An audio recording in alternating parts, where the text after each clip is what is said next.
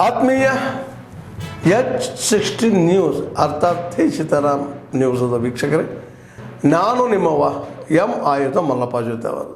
ತಾವು ಈಗ ಸುದ್ದಿಗಳ ಲೋಕಕ್ಕೆ ಎಂಟ್ರಿ ಹೊಡಿತಾ ಇದ್ದೀರಿ. ಈ ಸುದ್ದಿಗಳನ್ನು ಪ್ರತಿಯೊಂದು ನೋಡೋ ಜೊತೆಗೆ ನಿಮ್ಮ ಅಭಿಪ್ರಾಯಗಳನ್ನು ಹೊಸ್ತಾ ಇರಿ. ಯಾಕಂದರೆ ಈ ಸುದ್ದಿಗಳು ನಿಮಗಾಗಿ, ನಿಮ್ಮ ಬದುಕಿಗಾಗಿ, ನಿಮ್ಮ ವೈಚಾರಿಕೆಗಾಗಿ, ನಿಮ್ಮ ತಿಳುವಳಿಕೆಗಾಗಿ ಅನ್ನೋದು ನಿಮಗೆ ಗೊತ್ತು. ಜೊತೆಗೆ ನಮಗೂ ನಿಮ್ಮೊಂದಿಗೆ ಇದೊಂದು ಮಾತಾಡುವಂಥ ಜೊತೆಗೆ ಸುದ್ದಿಗಳನ್ನು ಬಿಡುವಂಥ ಕೆಲಸ. ಈ ಕೆಲಸದಲ್ಲಿ ನಾವು ನಿಮ್ಮೊಂದಿಗಿದ್ದೀವಿ ಅಂತ ಹೇಳ್ತಾ ನೋಡ್ತಾ ಇರಿ ಸುದ್ದಿಗಳನ್ನು.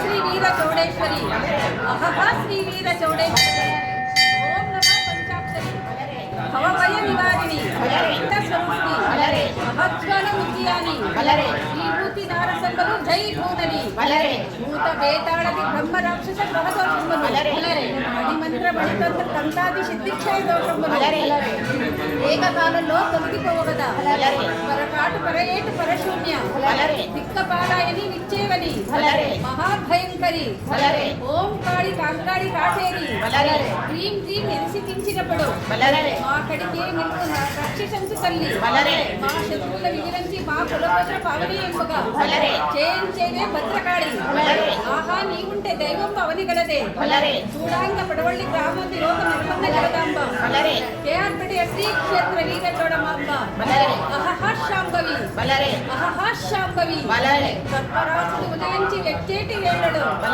7 కోట్ల రాక్షసులకు పట్టి అడ్డం పిలిచి కండను చండాడి కండుగుట్లు అరగించి మహావీరే చౌడేశ్వరి దక్కి ఒక చేత నగరకు ఒక చేత శూలము ఒక చేత చక్రము ఒక చేత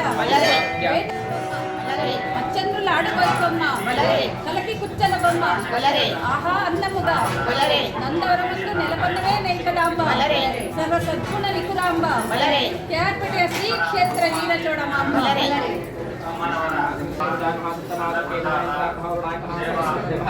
రాజరాజేశ్వరి మహాకావాక్షరచంద్రకాల్ మహాసౌందర్య త్రిపురాంతకాయ మహాత్రిపురాసుందరే మహామహిషాసురే మహాచాముండేశ్వరే చౌడేశ్వరమష్టోత్తర పూజా సమర్పయామి.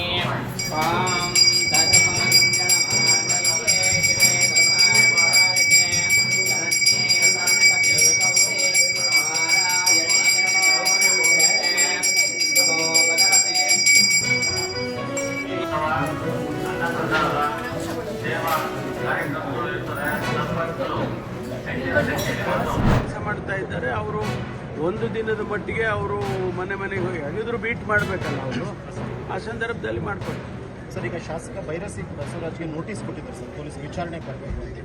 ಏನಾದರೂ ಪ್ರಾಥಮಿಕವಾಗಿ ಸಾಕ್ಷಿಗಳು ಸಿಕ್ಕಿದೆ ಆರೋಪಿಗಳ ಜೊತೆ ಲಿಂಕ್ ಇರೋ ಎಲ್ಲ ಅವರು ನಮ್ಮ ಸಂಬಂಧಪಟ್ಟ ಪೊಲೀಸ್ ಸ್ಟೇಷನ್ನಲ್ಲಿ ಇನ್ವೆಸ್ಟಿಗೇಷನ್ ಮಾಡ್ತಾರೆ.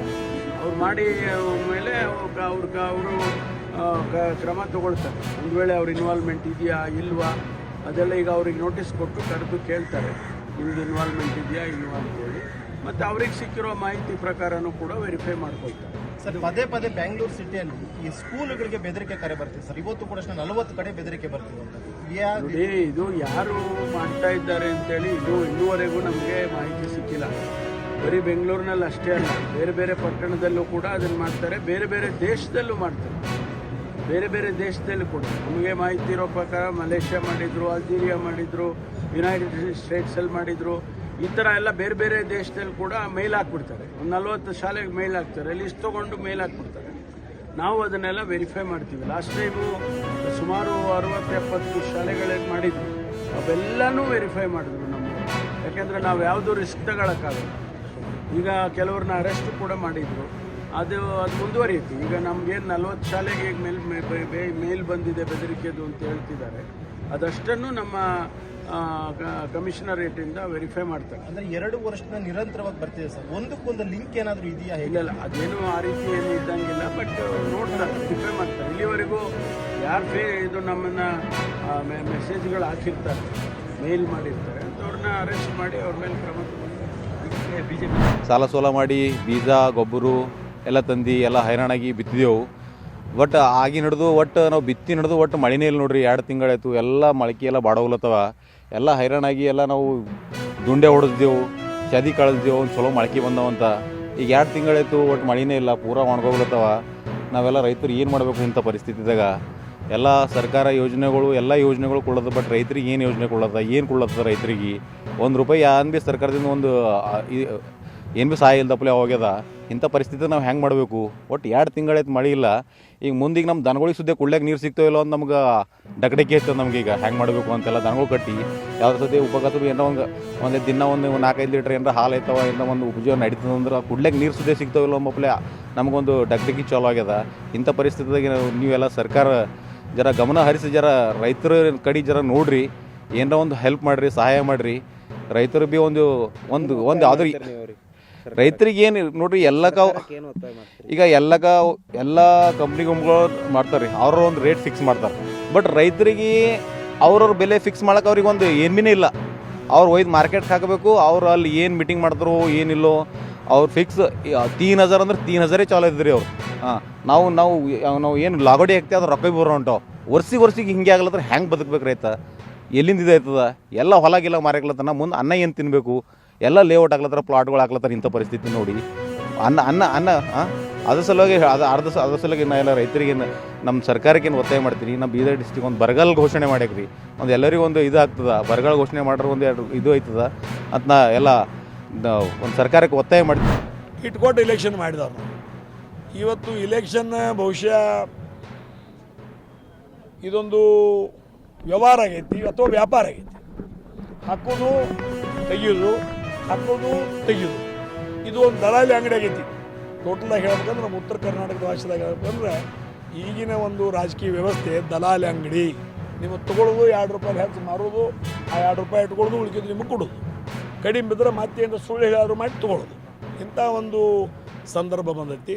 ಅದ್ರ ಜೊತೆಗೆ ಎಲ್ಲ ಸರ್ಕಾರಗಳು, ನಾನು BJP ಅನ್ನಂಗಿಲ್ಲ, ಕಾಂಗ್ರೆಸ್ ಅನ್ನಂಗಿಲ್ಲ, ಇನ್ನೊಂದು ಅನ್ನಂಗಿಲ್ಲ, ಮತ್ತೊಂದು ಅನ್ನಂಗಿಲ್ಲ, ಎಲ್ಲ ಸರ್ಕಾರಗಳು ತತ್ವ ಆದರ್ಶ ಏನ್ರಿ ಇರೋರೆ ನಾವು ಅಧಿಕಾರಕ್ಕೆ ಬರಬೇಕು. ಆ ಒಂದು ಲೆಕ್ಕದಾಗ ಇವತ್ತು ಘೋಷಣೆಗಳು ಮಾಡ್ತಾ ಇದ್ದಾರೆ.